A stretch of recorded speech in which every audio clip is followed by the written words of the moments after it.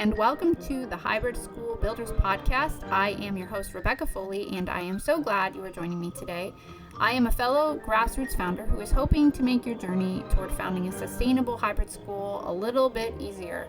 If you are dreaming of starting a hybrid school, or perhaps you've already gotten started, you are in the right place. Join me as we dive into real stories, practical tips, and hard-won lessons that I have learned to help you launch and grow your program with confidence.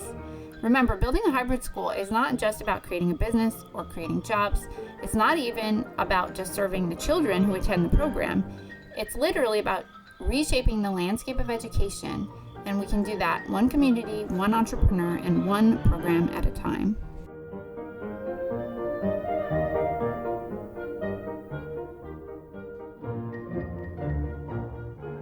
Okay, so let's talk a little bit about admissions.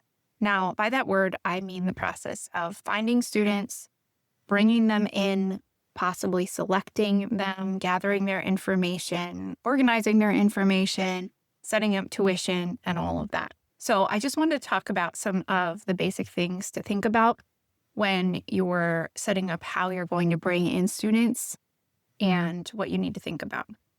Okay, so market validation is your very first step, but that's also just a business step as far as making sure that whatever this is you're building, there's people out there who want it and are willing to pay for it. So you should have already done that early in the process so that you've had some degree of momentum where people have heard that you're going to do this. They know what the model looks like. They've had a few of their questions answered. And you know that there's people out there who are really interested in this. That's the very first step. It's just awareness, okay?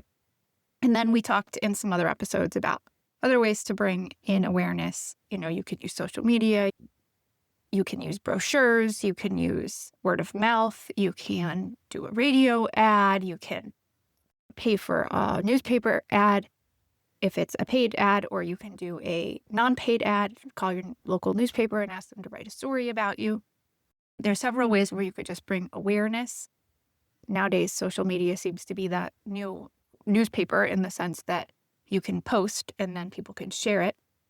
So you can get in your local groups where these people hang out, your potential people, and you're bringing awareness in front of the potential families that you exist and who you are and what you do.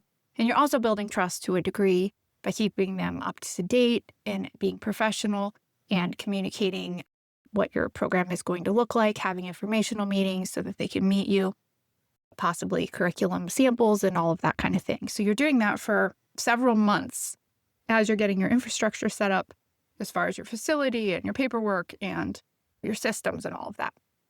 Okay, so that's the background. Now, what you're moving into from here on out is actually figuring out what kind of a process you're going to use to bring students in. Are you going to be selective? Are you going to meet people? Are you going to have a multi-step process? You can have a single-step process, okay? So a few of the things that you want to think about are if you want to meet people and if you want to be selective, okay? Now, those don't have to be the same thing. You can meet people just so that you know who they are without necessarily selecting which ones you want into your program. Now, again, this is kind of a luxurious place to be in if you have more people than seats, where you either have to select, or whether that's true or not, you may want to select to a certain degree. So my recommendation is that you have at least a basic selection process just so that you meet people first and you have a degree of expectation about what you want to know from them and they can know about you before you actually give them a seat. This just sets a precedent, even if all or 99% of the people who end up applying get in the beginning because you're just filling your seats. That's maybe for years. It just sets a precedent of expectation that you do want people who can partner with you. This is so important in a hybrid model. They need to do their end of the job, right? They need to do their end of the deal. They need to be able to homeschool well. Now, this isn't your job to make sure they're homeschooling well, except as it reflects on what they need to do to be part of your program, okay? So if you're coming from a school sort of mindset, it can sometimes feel like, well, I have to make sure that everything that they do at home is my responsibility. And it depends on how you're setting up your program and your curriculum and your assignments and all of that, which I have another episode about that. If you're assigning everything they do at home, then yes, they do need to make sure that they do that. And that's just part of being part of your program. That's just how it works, right? But if you're a little more hands-off with their home days, you still most likely need them to keep up some sort of pace, some sort of work at home so that the students can participate in the program even at school. So if you're expecting these kids to be able to read and participate by being able to read, at least by a certain grade or a certain age, then you probably don't want families who aren't teaching their children to read at home, at least during a certain window of age, a certain time period. But most families that I have met are absolutely doing their end of it. They want to homeschool. Maybe what they just want is guidance and recommendations and another set of eyes on what they're doing, reflection with another adult. That's what they're looking for from the school. So you need to make sure that you know what your program is looking for from the parent and what it's offering to the parent. And it's okay to have requirements. It's okay to say, this is how we progress in our reading or our math, or maybe you're not doing reading and math and that doesn't matter so much, but maybe you have a certain class where the students are going to be reading aloud or they have to read independently. And so the students do need to be able to read at least by the age of 9 or 10 or be able to write or something like that. Okay. Whatever those basic requirements are to participate in your program, you want to communicate those clearly from the beginning. Okay. So that's kind of your basic setting the expectations by first knowing what they are, how this is going to work as you partner with families, and it's okay to have those. And then also communicating that clearly, and then figuring out how the families are going to help let you know that they're probably going to, participate well and partner well with you, and making sure that you're assuring them that you're going to do your end of it too. We're a quality program, and, you want to come here. We're your partner. So it goes both ways, but for your end of it, it's usually making sure that the families and the kids who are joining are kids who are going to do the hybrid model well and are going to partner well and are understanding what it is that you're offering. Okay. So there's a few ways you can do that. You can have an application form where you just ask some questions. Open-ended questions are very informative because it just gives you, people just have to answer them in their own words, and you can ask as many of those as you would like, and you can just read those and you can, judge which families seem to be the best fit. That's a good thing to have, even if, and especially if you're not meeting families, but even if you are meeting families, it's good to just have that application form. And then if you'd like to be able to meet families, you can do that through the info meetings, just informally. You could have a formal interview process. There's different levels of that, obviously. Some are more time consuming than others. Having a group meeting where you just meet people informally is certainly the quickest way to do it. Not counting not meeting them at all, but meeting them one-on-one and actually having like a formal interview is certainly the most time consuming. But, it just depends. My recommendation is that you at least meet them in some way, even if it's just in a group meeting, just having like a 1-hour roundtable sort of thing or a informational meeting, just so that you've met them and talked to them and had a chance to see who they are. That usually covers it quite well, okay, especially in the beginning.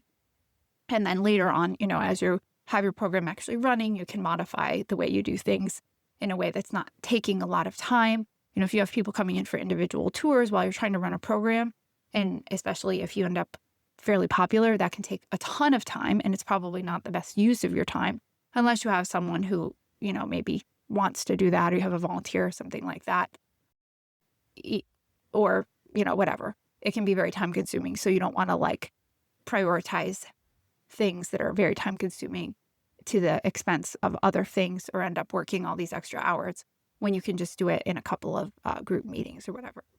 Okay, so you're meeting the families some way probably, and you're having some sort of application form. And then you have to have some sort of process if you are selecting, how are you selecting? How are you going to choose who is able to come in to the program? Are you going to do any kind of assessment? When are you going to do that? You might do that when you meet them. You might do that after you admit them, just conditional, that they have the seat, assuming that the kid can pass this certain assessment. That's another way to do it. So you want to know then, after you have figured out what you're looking for in the families and how you're going to figure out who's a good fit and who's not. And you then need to have a system where you can actually bring them in. You can collect like a registration fee, and then you can like finish the enrollment process. Now, the enrollment process is essentially once they have a seat, you're collecting all of just the relevant information you need for the student. Emergency contact information, allergy information, custody information, anything else you need to know about the child. You're communicating to them things like financial policies, withdrawal policies. Code of conduct is a very useful thing to have them sign, maybe some waivers, maybe a statement of faith. So that enrollment process is after you've accepted the family, you have them sign these things and you collect this information from them. You need to have some sort of platform for that. You can use paper forms, but that gets a little unwieldy if you have a lot of kids. It's a very viable way to start. You can have a Google form that turns into a spreadsheet. That can be quite useful also. It allows online registration. Or you can use a platform. Now, I did not have a good platform for years. I ended up piecemealing together a whole bunch of different things, which I would not advise doing. And I just could not find a system that did one thing. But now, in the last couple of years, I've seen a couple that are new. I'm comforting myself that I don't think they existed 8 years ago, 6 years ago, that seem to be built to do this process, also collect payments, also send reminders, also put up classwork. And a couple of them are built for programs that are alternative small programs like micro schools and hybrid schools. Our School Hangout and Spark My School are two that look really promising. I think they're both still in development. They don't have all the features, but they look like they could really do a good job with the application, the enrollment, the classes. Teachers can be added. You could have text reminders, I think, in both of them. Don't quote me on any of this, but I have looked into a couple of those, and they look like the system that I wish I'd had 6 or 7 years ago. So that having the right system can save you so much time later. You want to be able to create class lists. You want to be able to have people sign things. It's extremely useful if it also has like a form signature, like signups, stuff like that, so that you can have people sign up for field trips and that kind of thing, especially if it also accepts payments. You can bill, tuition billing, discounts, all of that kind of thing. You want to have a system that handles all of that. Otherwise, you can use Google Forms or paper forms, and then you can invoice through your bookkeeping software, but you're probably going to end up with a few different systems. If you want to have like signups and payments, you're going to have to just use multiple forms for that and just collect payments at different times. But that was done for how many decades, and it worked just fine. So you can totally do that, especially when you're first starting out. It'll save you some money with the platform fees and all of that. Okay, so you've found students, you've had them apply, you figured out if you're going to select them, you figured out if you want to do any assessment sort of thing, what you're requiring, you've collected all of their information, you've organized all of their information, and then you're doing some kind of billing, whether that's through your invoice or through the platform, hopefully so that they automatically billed for their tuition. And that's really the process. You want to make sure that you have a timeline on this. It's helpful to have like an opening enrollment date and a closing enrollment date. But your first year or two, when you're first getting started, or if you're struggling to find students and fill your classes, you don't have to just say, well, we're not taking students after this. You could still keep taking students right through the school year if you want to. But it can create a sense of urgency if you say, this is when we open our enrollment, this is when we close. It might be like a 2-week period. You send a lot of reminders to everybody who's been interested in that time, and you make sure that they know how to apply, and you're there to answer any questions. And then you can have a cutoff date if you end up with more applicants than seats. That's extremely useful. You could close it off and then tell people we'll get back to you in 2 weeks or something like that, mid-March or whatever works for you. And then you can, accept students let them in during that time period. So it's very helpful to have that on your website, communicate that through email with whoever's been interested or whatever.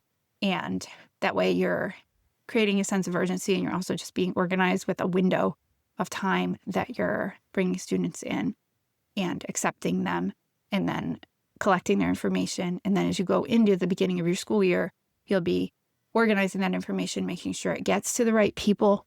This is one of those little things that can just happen and fall through the cracks, surprisingly, if you haven't assigned the job to somebody to make sure that the information gets printed out, the emergency contact information, the class lists, any notes on anything, that it gets printed out, put in a binder, given to the teachers, that the central staff person has access to it, aides might have access to it. A lot of it can be a safety issue. You know, you don't want a teacher not knowing that a child has a food allergy or something like that because the note didn't get printed out. And, you know, it's kind of like obvious things, but it's something you just have to be organized with the system so that somebody knows it's their job and they need to make sure that they're doing it and it's getting given to the teacher, and the teacher needs to read it and look at it so that the child is safe and all of the communication is clear from the parent to the teacher. Okay. So that's basically what your admissions looks like. And you just want to have those timelines and the systems in place and a way of organizing all the information and make sure that it's done in an orderly way. And it shouldn't be very difficult thing to do as long as you have those systems in place and you've thought it through and you have deadlines on things and you have the right infrastructure and systems in place.